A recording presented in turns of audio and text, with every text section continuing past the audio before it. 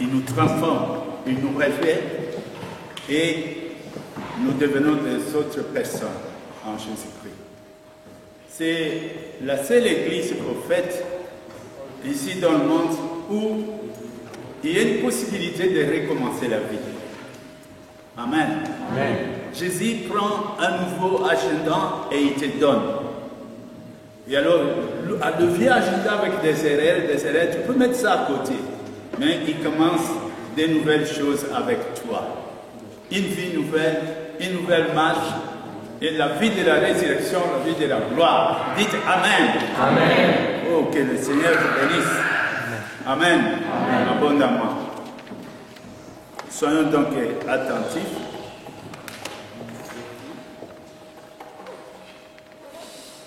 Je vais commencer immédiatement. Nous allons survoler un petit verset qui se trouve dans le livre d'Ésaïe 43, verset 10.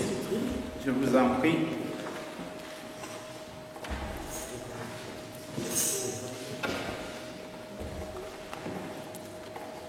Celui qui est là peut venir, peut déjà lire ça au nom de Jésus. Ésaïe 43 et verset 10. Je lis au nom de notre Seigneur Jésus-Christ. Amen. Vous êtes mes témoins de l'Éternel, vous et mon serviteur que j'ai choisi, afin que vous les sachiez, et vous me croyez et compreniez que c'est moi. Avant moi, il n'y a point de formé Dieu. Et après moi, il n'y en aura point. Amen. Amen. Nous sommes donc comme un bébé qui est dans la ventre de sa mère et qui doit tout le temps coordonner par ces cordons qu'on appelle cordons ombilical pour avoir la vie. C'est ainsi avec nous, avec le Seigneur. Et c'est ce que toi tu dois faire. C'est une lutte. C'est une lutte. C'est une disposition que nous prenons avec le Seigneur. Maintenant, ouvrez nos Bibles. Nous allons commencer maintenant à parler sérieusement. Prenez nos Bibles. Nous sommes dans le livre des Romains qui est riche, très riche à ces matières. Le livre des Romains, chapitre 6, à partir du verset 3. Je vais lire au nom de Jésus. Est-ce que nous sommes là? Je vais lire. Elle commence par une question. Ignorez-vous que tous ceux qui avons été baptisés en Jésus-Christ, c'est dans sa mort que nous avons été baptisés. Elle commence comme ça. Nous avons donc été ensevelis avec lui par le baptême en sa mort, afin que comme Christ est ressuscité des morts par la gloire de Dieu Père, de même nous aussi, nous marchions en nouveauté de vie. Ignorez-vous que nous avons été baptisés. Le mot baptisé signifie plonger dans. Il y a plusieurs baptêmes. Dans l'armée, il y a des baptêmes. Baptême de feu. Ils disent aussi ça, ils mitraillent. Les militaires passent sous les balles. Hein. Baptême, d'autres disent c'est les drapeaux décisifs. Mais le mot baptême, ça veut dire plonger dans quelque chose. Nous, en acceptant le Christ, nous avons été mis ensemble. Nous avons fusionné dans Christ, dans sa mort, par les eaux de baptême, afin que nous puissions vivre en nouveauté de vie. Si nous ne comprenons pas ce mystère qui se base dans le baptême de la mort avec Christ, il nous serait difficile d'émerger de l'autre côté. Le baptême, en fait, par sa mort avec Christ, Christ a été conduit par la mort. Quand nous regardons dans la Bible dit, elle a pris une chair semblable au nôtre, un corps semblable au nôtre, et que ce corps, c'est un corps qui porte le péché. Si je pêche par les corps, parce que c'est au travers les 5 sens que nous avons que le péché vient. Soit je vis, soit j'ai écouté, soit j'ai goûté, soit j'ai touché ou j'ai senti. Les 5 sens qui conduisent l'homme sont donc les 5 portes par lesquelles la convoitise, la séduction ou des choses qui ont un rapport avec la chair nous touchent. Nous vivons donc dans cette vie-là. Quand tu vis dans cette vie-là, le péché, l'éloignement de Dieu existe donc en toi. Car celui qui est séduit par quelque chose, il ne sera pas séduit par l'esprit pour le bénéfice de l'esprit. Celui qui veut convoiter, il convoitera pour le bénéfice de la chair. Au fait, tout ce qui est en rapport à la chair est poussière et rentrera à la poussière. Car Dieu dit, la chair et le sang, notre corps et notre sang n'hériteront point le royaume de Dieu. Elle finit ici. Ce corps que nous avons ici, c'est le corps que Dieu t'a donné, qui t'a confectionné. L'image qu'on te voit dehors, elle est exactement la copie de ton esprit invisible. Et tu es rendu visible pour vivre, pour témoigner, pour marcher sur cette planète. Et quand la vie de cette planète sera finie, tu remettras tout ce que tu as pris de ce monde. Entre guillemets, ton corps. Et alors, quand le corps de la chair est vivant, ça veut dire elle boit, elle fait les orgies, elle convoite, elle va dans les bars, elle va à tout, elle veut s'enorgueillir, elle veut se rivaliser, elle se fâche, elle veut se battre. Ça, c'est le corps. Quand on vit là, on est donc du monde. À ce moment-là, les choses de l'esprit t'échappent. Il n'y a pas de différence entre toi et l'animal. C'est même la vie animale. Mais la promesse de Dieu, rappelez-vous, vous êtes mes témoins. Dieu ne te fait pas témoigner par la chair du monde. Dieu veut te transporter. Dieu veut te prendre, de sortir sous la domination du corps. Dieu veut te sortir sous la domination du péché. Dieu veut te sortir sous la domination des choses de ce monde, de cette génération que nous voyons. Il va te transporter pour te conduire sous la domination de la puissance de Dieu par le nom de Jésus-Christ, afin que vous puissiez découvrir une deuxième vie que tu ne connaissais pas, la deuxième saison. Dieu te ramène dans une vie que le monde cherche et ne trouve pas. Les Juifs ont cherché, ils n'ont pas trouvé. Mais nous, par la grâce de notre Seigneur Jésus-Christ, Dieu a fait ce miracle de nous approcher aujourd'hui de cette promesse, après ce que nous puissions vivre cette vie miraculeuse que le Seigneur nous a préparée. Mais la Bible dit, oui, si nous avons été mis à mort ensemble, baptisés, plongés dans les enseignements de Christ. J'ai entendu parler de Christ, le rédempteur. Il est venu me trouver dans la mort. Il a pris ma place. Il a porté mes malédictions. Il a porté mes péchés. Maintenant, moi, je m'associe à lui. Et quand je dis, j'ai accepté le baptême, au fait, pendant qu'on m'est baptisé, en fermant les yeux, je faisais mourir ma vie de corps. Je faisais taire mes convoitises trompeuses. Je faisais taire la cupidité dans moi. Je faisais taire tout ce qui m'attirait en dehors de Dieu, au plaisir de la chair, de la vie de la rivalité. Je faisais taire cela. J'étais comme mort. En entrant dans les eaux de la mort, je savais, en ce qui concerne le monde, ma vie était finie. Ces choses se sont arrêtées là. La Bible dit, ignorez-vous? Saviez-vous ce que signifiait cet engagement? Pourquoi, après cela, il y a des différences entre un tel chrétien et un autre chrétien? Pourquoi d'autres progressent spirituellement et d'autres sont en train de stagner et d'autres même en reculer derrière, et les choses qu'ils avaient vomies, on les retrouve de nouveau là?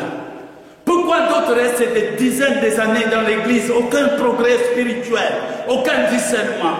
Il ne sait même pas les A, B, C du Saint-Esprit, il ne connaît pas, il s'étonne sur tout point de vue. Dieu parle, oui, Dieu parle, Dieu, il parle parce qu'il est la parole. Et la parole a commencé par lui. Aucun discernement sur la parole de Dieu. Donc, comme tout vient par la parole, aucun discernement sur le chemin à prendre. Pourquoi il y a cette différence? Ignorez-vous que nous avons été baptisés dans sa mort?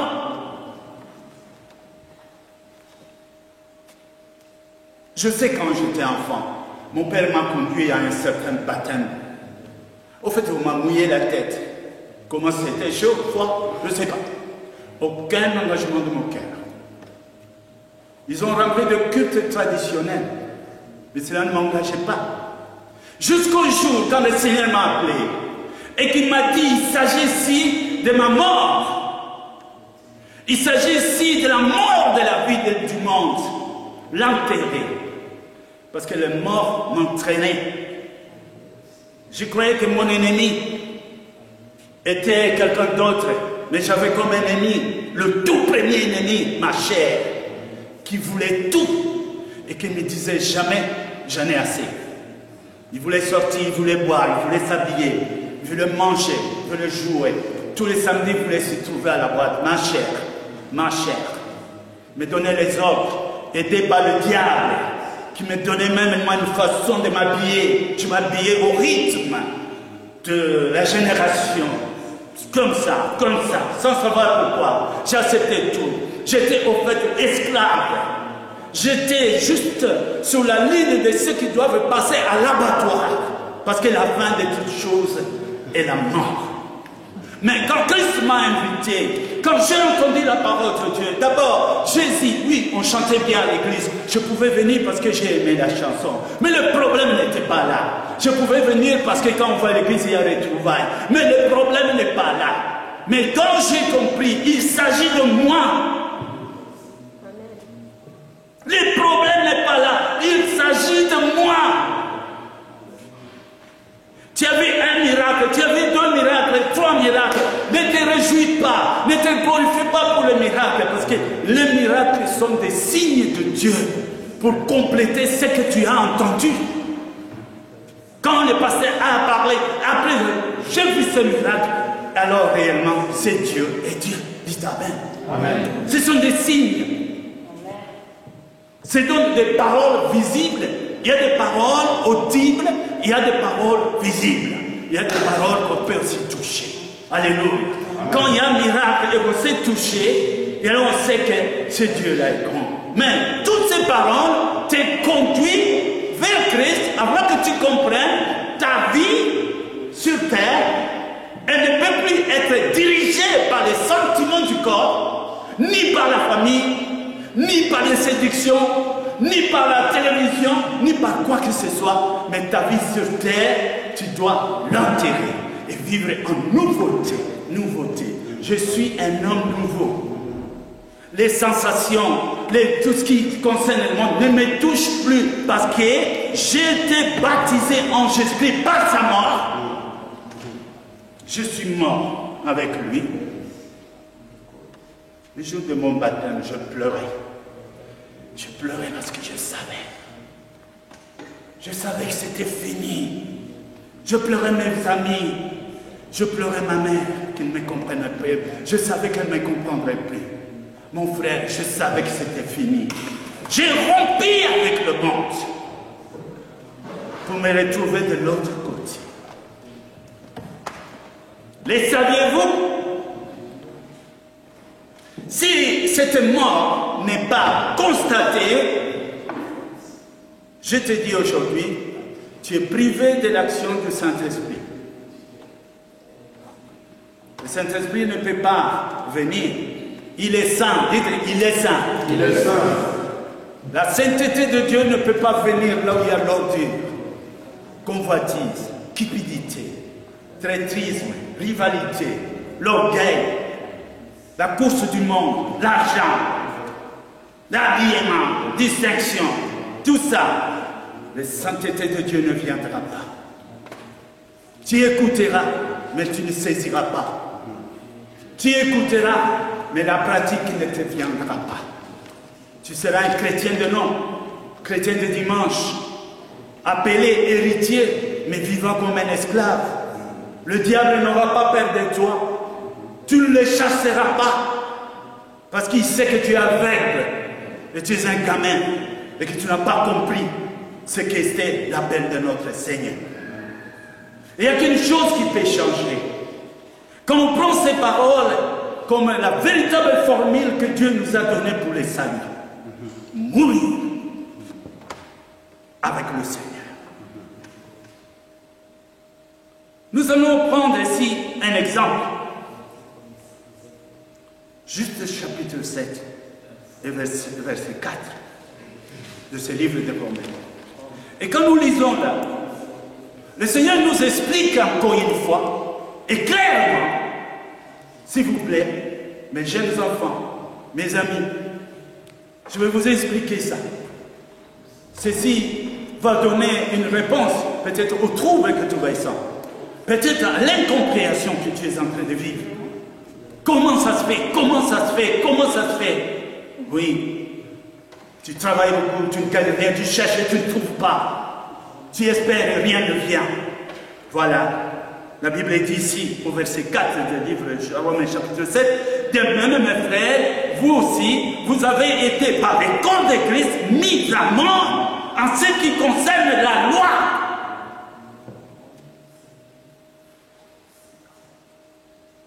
Vous avez été mis à mort en ce qui concerne la loi. La loi de Dieu, son autorité, son pouvoir s'arrête à la chair. Dites Amen. Amen. Ça veut dire, je suis vivant dans le monde, la loi s'applique sur moi. J'ai donné l'autre jour un exemple. J'ai des dettes, 1 million. Je suis dans la chambre là-bas, d'urgence à l'hôpital. Mes dettes sont là. Même maintenant, puisque je ne suis pas encore mort, je suis endetté. Mais dès que mon âme parle et que Dieu appelle mon âme, les dettes finissent. Pourquoi? Parce que la loi ne peut pas aller à l'au-delà de la vie de l'homme, de toute existence. Dès que tu quittes le monde, toute la loi s'éteint.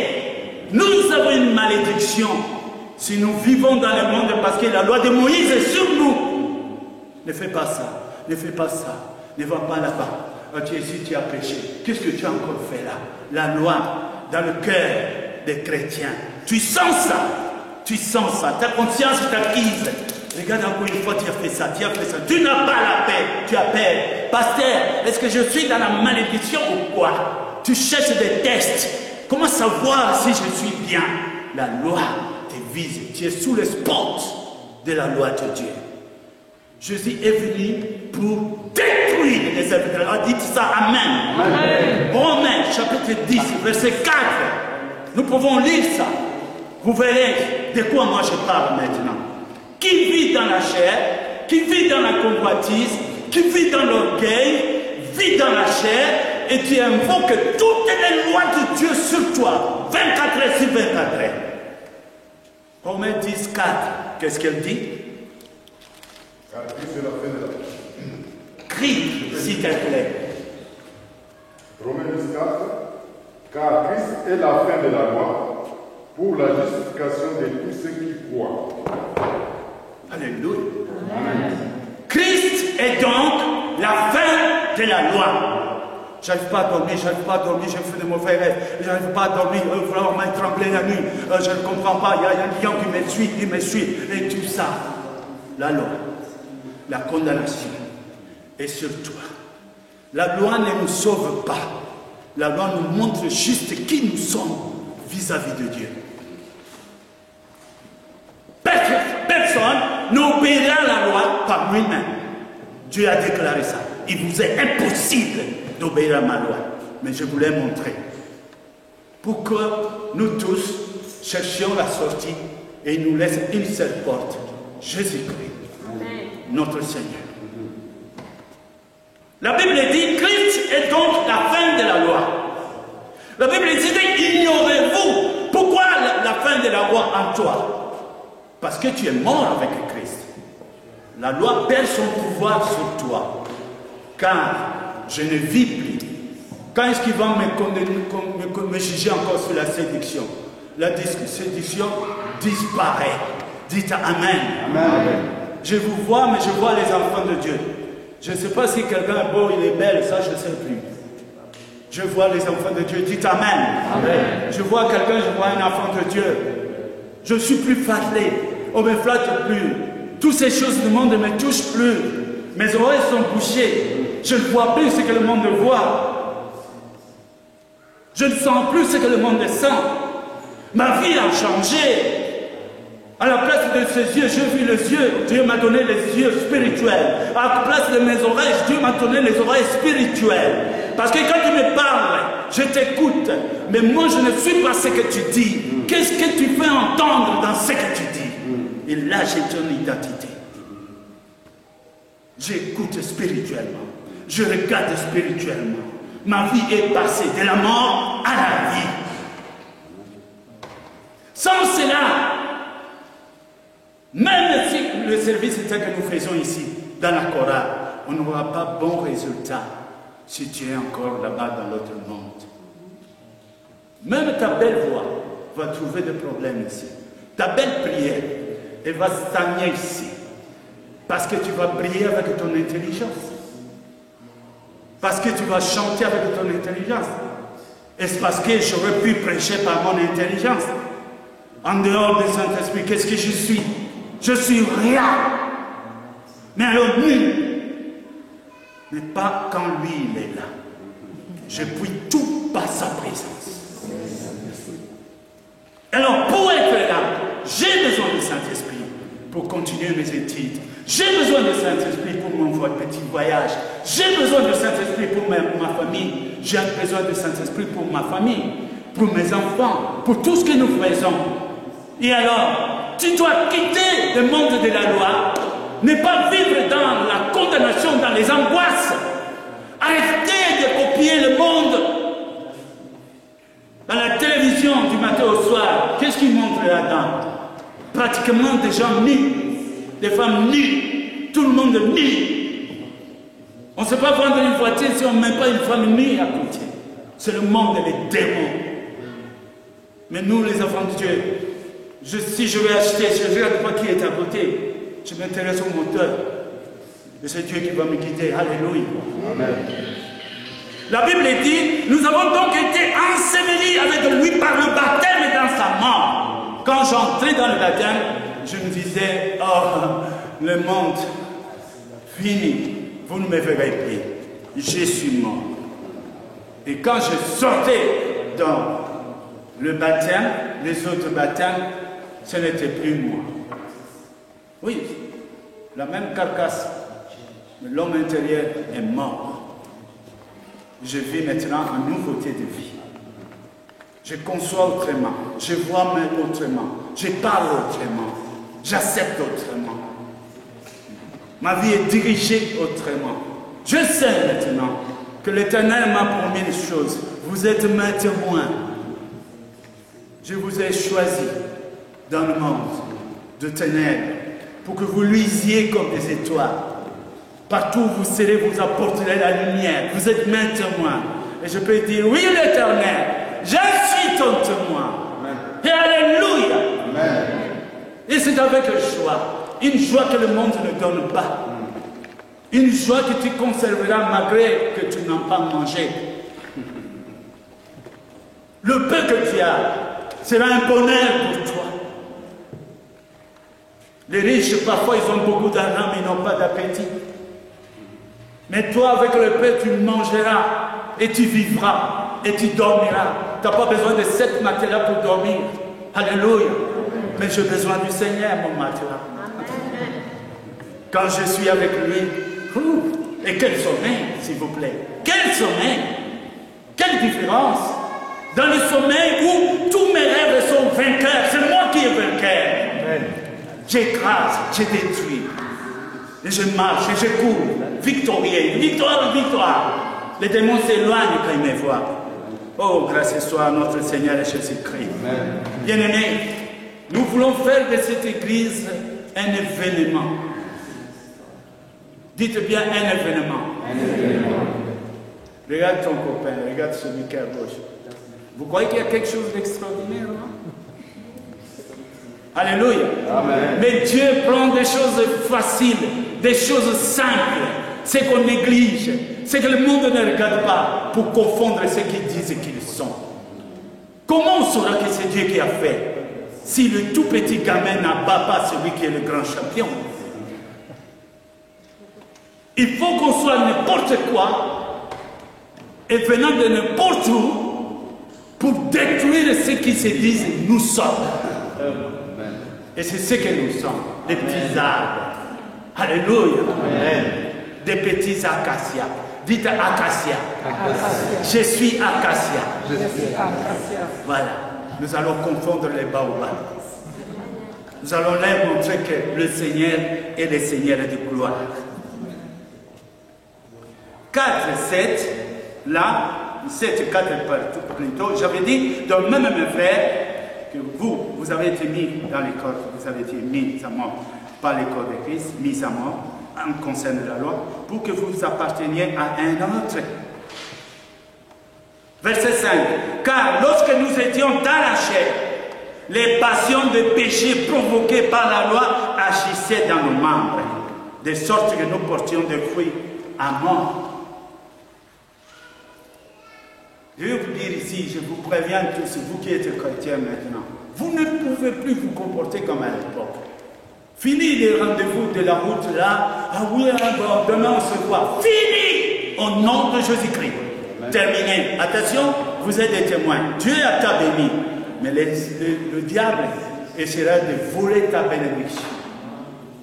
Il veut te donner quelqu'un d'autre à la place du vrai. Et c'est toujours les démoniaques qui viennent d'abord. Excusez-moi, dans le luxe, pour te flatter, si tu acceptes, avant que tu comprennes que tu t'es trompé, ça peut passer 3 ans. Vous savez, l'erreur de 3 ans, l'erreur dans 6 ans. Déjà, quand on se trompe de l'autoroute, 1 minute, nous savons déjà que c'est grave. Si je rate ma sortie, je suis plus tranquille. Mais là, faire sortir de l'autoroute pendant 6 ans, que tu as loupé ta sortie, et que tu ailles comprendre là-bas que tout était vanité. Ce n'était pas vrai. Il n'y a pas d'autre solution. Reculer comme Dieu dit. Souviens-toi de là où tu es tombé. Mais qu'est-ce que tu vas me dire ces jours-là? Oh Seigneur, oui, mais pour rentrer jusque-là, regarde maintenant, j'ai des gosses.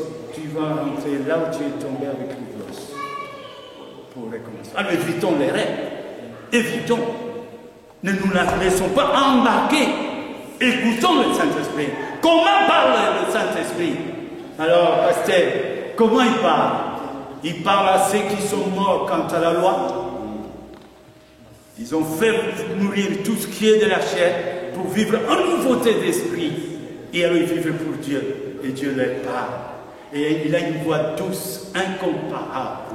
La parole de Dieu est accompagnée par l'amour. Et tu sens qu'il te console.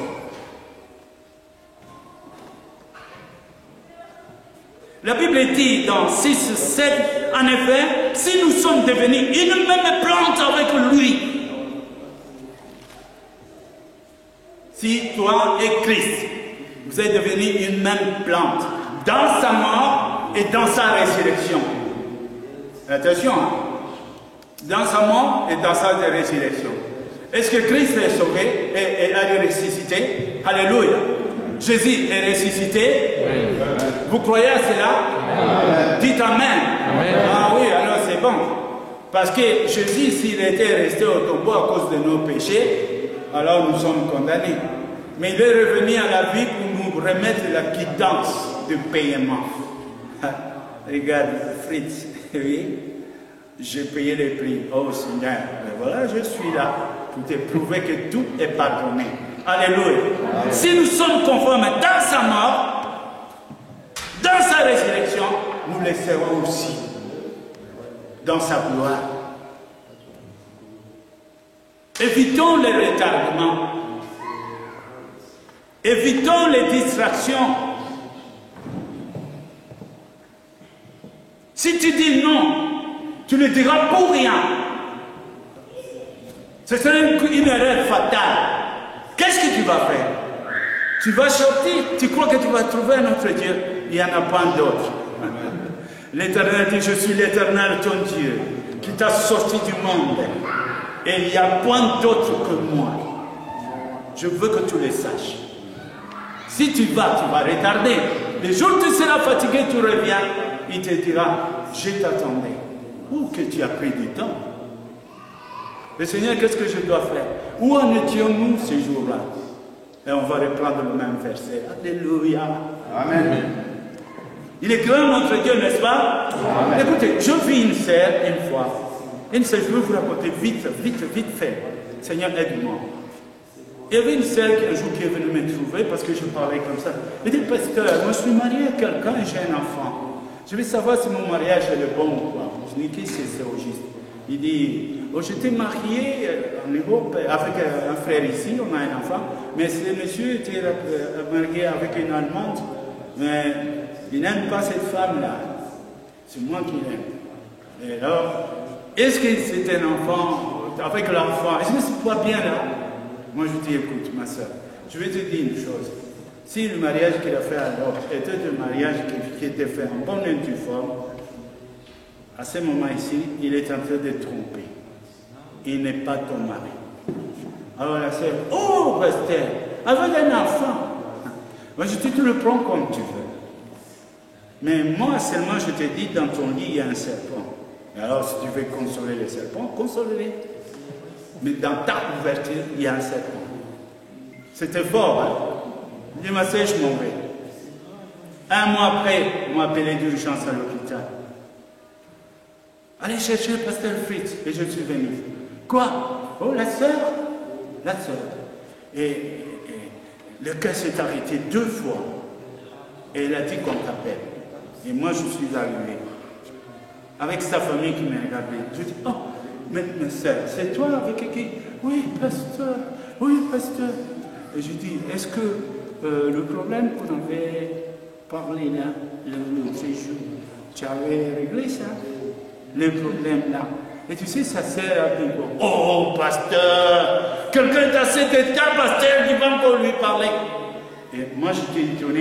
Et elle dit à sa sœur, laisse le pasteur parler. Laisse le pasteur parler. Alors moi, je dis, ma sœur, sort. Elle est sortie. Alors ma sœur, dis-moi. Comment? Pasteur, je suis ici. Elle ne vient même pas. Personne ne vient me voir ici. Je ne veux plus ça. Moi, je vais suivre ta parole. Je regrette tout ça. Je dis, ah bon, maintenant tu as compris. J'ai posé ma main et j'ai dit que le Seigneur te pardonne et que cette maladie soit détruite. Le lendemain, elle est rentrée à la maison. Amen. Amen. Souviens-toi de là où tu es tombé. Tu prends un chemin 6 ans, tu feras marche arrière pour recommencer à 0. Qu'est-ce que tu gagnes? Pourquoi tu acceptes le rêve? Pourquoi est-ce que ça te coûte? Tu peux abîmer même ta bénédiction. L'arbre peut t'appartenir. L'endroit où tu te trouves, c'est ce que Dieu t'a donné. Mais Dieu veut mettre du temps, du moment, du lieu. Il reste celui qui va gérer ça. S'il me dit, ah ça c'est mon oranger, je peux manger mes oranges quand je vais. Ouais, vas-y. Mais si tu les cueilles avant les dents, c'est toi qui auras les dents qui vont souffrir là. Oui, c'est mon orange. Oui, c'est à toi, c'est vraiment toi. Mange, tu vas voir. Alléluia. Mais Dieu te dit, c'est ton oranger, mais attends les saisons. Ayez de patience. Sachez que Dieu ne ment jamais. Il ne t'abandonnera jamais.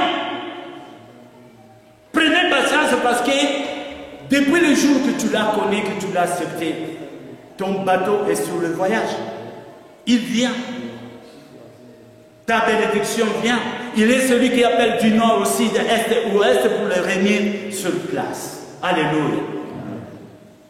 Prends patience. Ce que nous allons retenir ici, c'est quoi? La conformité dans notre confession, dans son application, en mouvant ensemble avec le Christ, en faisant mourir.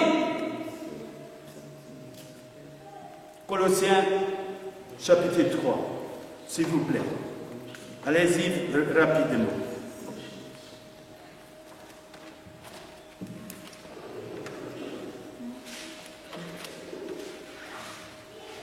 Quelqu'un là?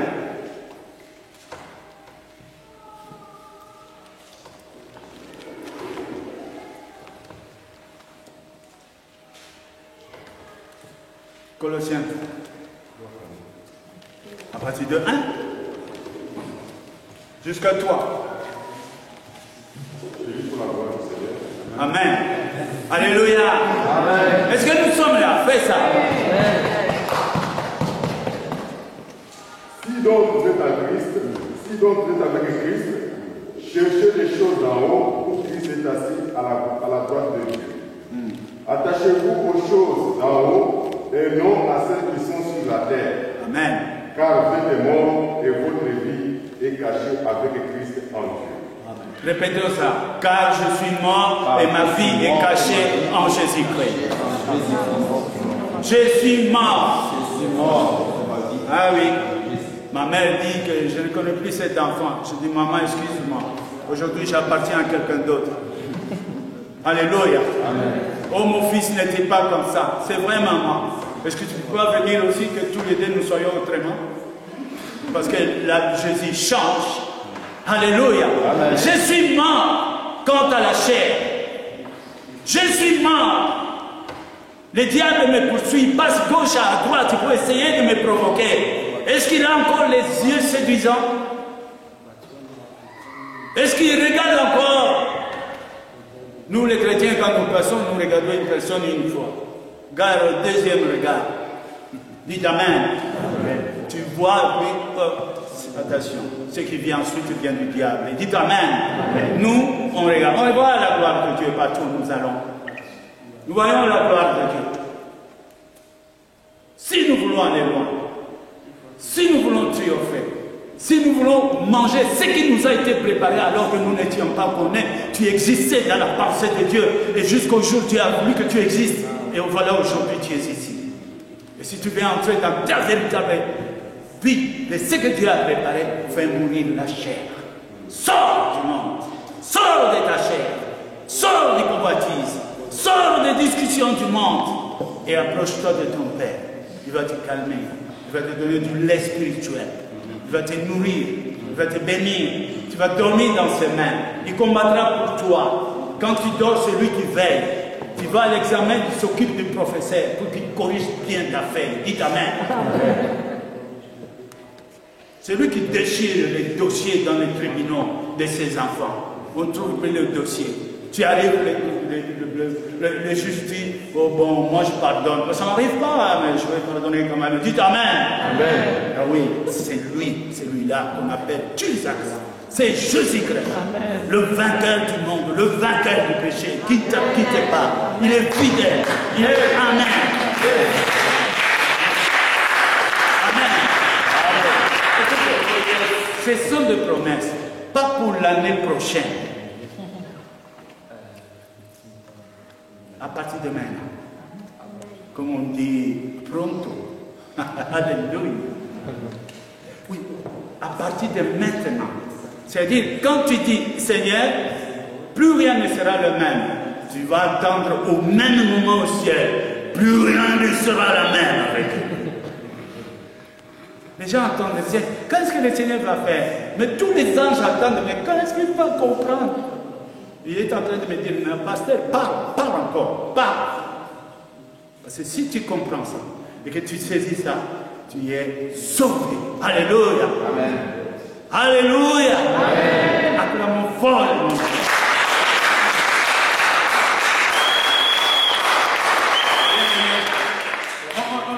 On n'est pas là pour faire des discours, tout ça. Nous sommes là pour le changement. Si moi je te vois cette semaine ici, la semaine prochaine tu dois te voir autrement. Autrement, tu n'as pas mangé cette parole. Mais si tu la manges, la semaine prochaine, quelque chose commence déjà dans toi. Et le travail commence. La bénédiction se met en mouvement vers toi. Et les choses changent. Dites Amen. Amen. Acceptez ces dons. On ne te demande pas de te déchausser. On ne demande pas de payer. Tu as dit, j'ai mis ça dans ton cœur, la clé est dans ta bouche. Si tu l'as dit, et moi je le fais. Voilà pourquoi nous sommes là. Tu es là pour un changement. Tu es là parce que tu es témoin de l'Éternel. Tu es là parce que tu es le témoin de Christ. Tu es ici parce que tu es le mannequin de Jésus. Un mannequin ne s'habille pas lui-même. On le fait habiller. Et puis on le montre. C'est ce que nous sommes, le mannequin de notre Seigneur Jésus-Christ. Jésus veut donner une réponse au diable. Jésus veut donner des réponses à tes ennemis. Jésus a quelque chose à dire à ceux qui se moquaient de toi. Il veut leur dire, regarde-les maintenant. Qu'est-ce que vous voyez? Et qu'est-ce que Dieu a dit? Je te bénirai, et je te bénirai encore, et je te encore, et encore. Ce ne sont que les premières choses. Et les choses arrivent. Alléluia. Il est merveilleux, n'est-ce pas? Acclamons fort le Seigneur.